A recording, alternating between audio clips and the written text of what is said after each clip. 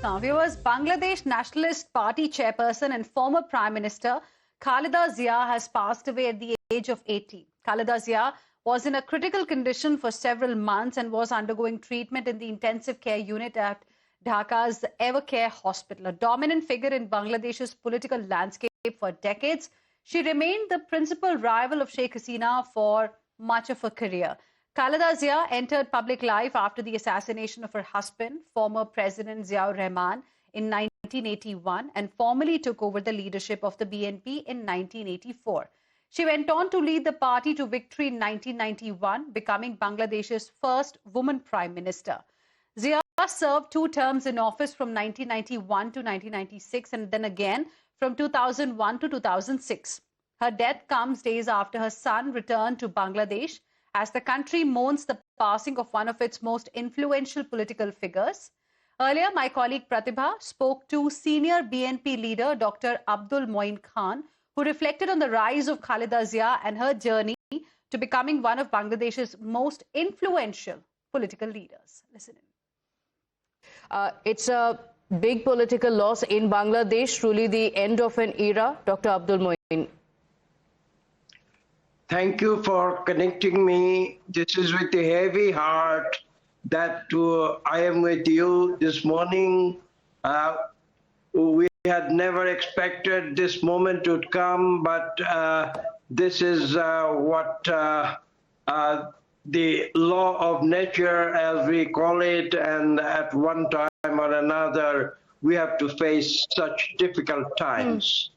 As you know, Begum Khaleda Zia had been the first woman prime minister of Bangladesh, and she had been the prime minister on 3 different occasions, and I had the privilege to work in her cabinet 3 times, and today I have no words to express this sadness. The whole nation is mourning in Bangladesh today, and she was such a figure. She was an emblem of democracy in Bangladesh. Okay, Dr. Abdul Moin, how would Bangladesh remember her? You spoke about her political legacy. How would Bangladesh remember her legacy?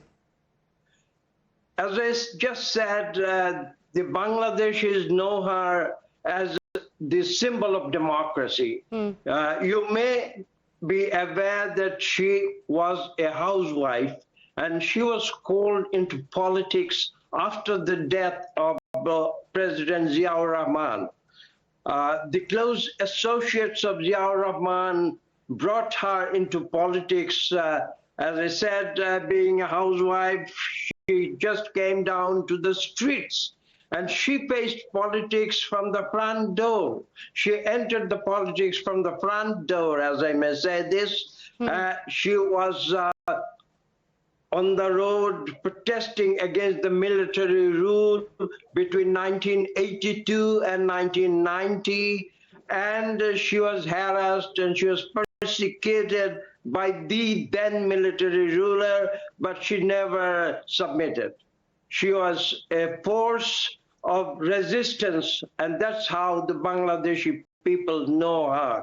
Bangladeshi people know her because of her commitment to democracy. And secondly, between 2009 and up to this moment in time, so to say, our revolution in Bangladesh in August 2024, between that period, she had continued to resist against the fascist regime of Awami League. She had suffered jail sentences, persecution on all concocted and false allegations, but she never submitted. That is the greatness in her. She never submitted to any injustice, continued to protest all her life.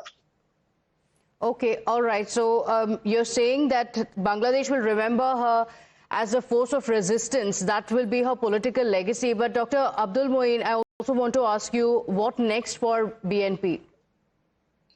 BNP will chart its own course. As you know, our acting chairperson Mr. Tariq Rahman, who was in London, Yes. exiled for 17 years. He is already back in Bangladesh.